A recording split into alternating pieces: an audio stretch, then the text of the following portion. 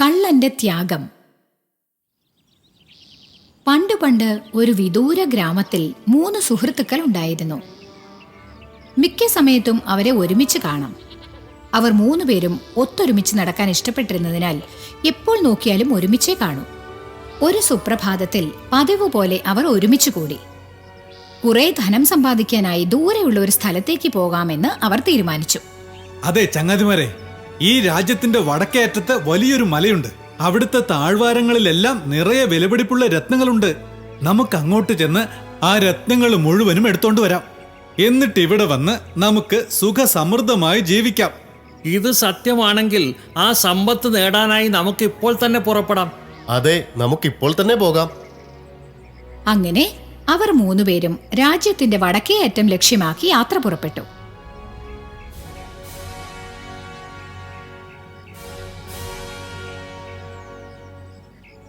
അവർ 3 പേരും ധൈര്യത്തോടെ യാത്ര ചെയ്ത് ആ മലയുടെ അരികിലെത്തി. കുറേ ദിവസം തിരഞ്ഞു നടന്ന ശേഷം ഒരു ദിവസം രത്നക്കല്ലുകൾ നിറച്ചു വെച്ചിരിക്കുന്ന പേടകം കണ്ടെത്തി.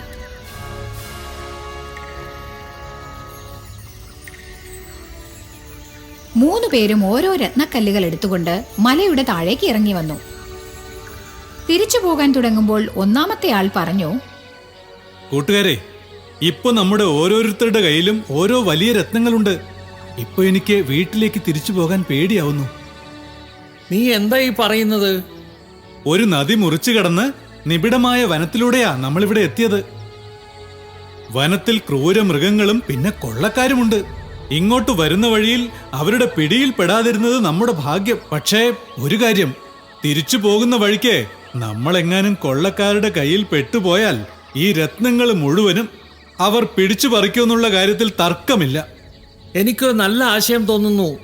നമുക്ക് ആ രത്നങ്ങളെ പഴങ്ങളിൽ നിറച്ച് വിഴുങ്ങിക്കളയാം. വഴിയിൽ കൊള്ളക്കാർ നമ്മളെ തടഞ്ഞു നിർത്തി പരിശോധിച്ചാലും അവർക്ക് നമ്മുടെ രത്നങ്ങൾ കിട്ടില്ലല്ലോ. അതൊരു നല്ല ആശയമാണ്.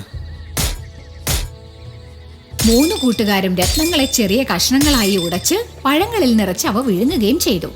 കഷ്ടമെന്നല്ലാതെ എന്തു പറയാൻ, ഒരു കള്ളൻ അവരുടെ സംഭാഷണം ഒളിഞ്ഞു നിന്ന് കേൾക്കുന്നുണ്ടായിരുന്നു. യവന്മാരെ അങ്ങനെ വിടരുത്. അവന്മാർ രാത്രി വിശ്രമിക്കാൻ യാത്ര നിർത്തുമ്പോ അവന്മാരുടെ വയറ് കീറിമുറിച്ച് രത്നങ്ങളൊക്കെ എടുക്കാം. കള്ളൻ അവരുടെ പുറകെ ചെന്ന് അവരോട് ഇങ്ങനെ പറഞ്ഞു, അല്ല ചങ്ങാതിമാരെ, ഞാനൊരു വഴിപോക്കനാണ്. ഒറ്റയ്ക്ക് വനത്തിലൂടെ പോകാൻ എനിക്ക് പേടിയാണ്. ഞാനും നിങ്ങളുടെ കൂടെ ഒന്ന് വന്നോട്ടെ? ഓ, തീർച്ചയായും. നമ്മുടെ കൂടെ ആളുകൾ കൂടുന്തോറും കൊള്ളക്കാരെയും ക്രൂരമൃഗങ്ങളെയും ചെറുത്തു നിൽക്കാൻ എളുപ്പമല്ലേ. അതുകൊണ്ട് നിങ്ങളും ഞങ്ങളുടെ കൂടെ വന്നോളൂ, പോകാം. ആ 4 ചെറുപ്പക്കാരും കൂടി നടത്തം തുടർന്നു. അധികം വൈകാതെ അവർ കൊടും കാട്ടിലെത്തി. തന്റെ പദ്ധതി ശരിക്കും നടക്കുന്നുണ്ടെന്ന് കണ്ട കള്ളന് പരമസന്തോഷം തോന്നി. പെട്ടെന്നൊരു അലർച്ച കേട്ടു. കൊള്ളക്കാർ അവരെ ചുറ്റിവളഞ്ഞു. കൊള്ളക്കാർ അവരെ കൊള്ളത്തലവന്റെ അടുത്തേക്ക് കൂട്ടിക്കൊണ്ടുപോയി. ഇരുവശത്തും ധാരാളം കൊള്ളക്കാർ നിൽക്കുന്നുണ്ടായിരുന്നു. കൊള്ളത്തലവൻ അവരോട് ചോദിച്ചു, നിങ്ങൾ ഈ രാജ്യത്തിന്റെ വടക്കേ അറ്റത്തുള്ള മലമുകളിൽ പോയിരുന്നോ? നിങ്ങൾക്ക് രത്നങ്ങൾ കിട്ടിയോ? ഇല്ല. പരിശോധിക്കവരെ. ഇവരുടെ കയ്യിൽ ഒന്നുമില്ല. നിങ്ങൾ പൊക്കോളൂ. നിൽക്കവിടെ. ഇപ്പോൾ പോകരുത്. ഇവന്മാരെയെല്ലാം രാത്രി തൂണുകളിൽ കെട്ടിത്തൂക്കിയിടൂ. നാളെ രാവിലെ ഇവരുടെ വയറ് കീറി രത്നങ്ങൾ ഉണ്ടോ എന്ന് പരിശോധിക്കണം. ഉത്തരവ് പോലെ. അങ്ങനെ അവരെ എല്ലാവരെയും തലകീഴായി തൂക്കിയിട്ടു. കള്ളൻ ചിന്തിക്കാൻ തുടങ്ങി. നാളെ രാവിലെ ഈ കൊള്ളക്കാർ തീർച്ചയായും നമ്മളെല്ലാം കൊല്ലും, വയറും കീറി മുറിക്കും. ഞാൻ ഇത്രയും കാലം പാപം ചെയ്തു. മരിക്കാൻ നേരത്തെങ്കിലും ഒരു സൽക്കർമ്മം ചെയ്തേ മതിയാവൂ. നാളെ രാവിലെ ഈ കൂട്ടുകാരുടെ ജീവൻ രക്ഷിക്കാനുള്ള പദ്ധതി നടപ്പിലാക്കണം.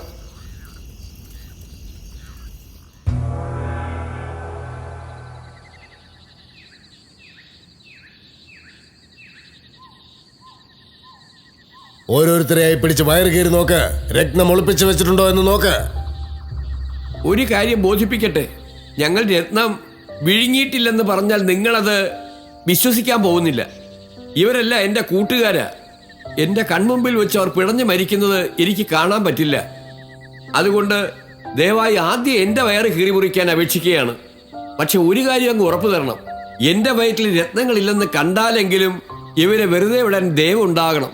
ഞാൻ നിനക്ക് വാക്ക് തരുന്നു, ഇവന്റെ വയർ ആദ്യം മുറിക്ക. കൊള്ളക്കാർ അയാളുടെ വയറ് കീറി മുറിക്കാനായി കൂട്ടിക്കൊണ്ടുപോയി. നേതാവേ, ഇയാളുടെ വയറ്റിൽ രത്നങ്ങൾ ഉണ്ടായിരുന്നില്ല. അയാൾ സത്യമാണല്ലോ പറഞ്ഞത്. പാവം, സത്യം പറഞ്ഞിട്ട് പോലും അയാളെ കൊല്ലേണ്ടി വന്നല്ലോ. തീർച്ചയായും ഇവർ പറയുന്നതും സത്യമാകാനേ തരമുള്ളൂ. ഈ നിഷ്കളങ്കരെ കൊല്ലാൻ മനസ്സ് വരുന്നില്ല. നിങ്ങൾക്ക് പോകാം. വളരെയധികം നന്ദിയുണ്ട്. അവരെ 3 പേരെയും വിട്ടയക്കാൻ കൊള്ളത്തലവൻ ഉത്തരവിട്ടു.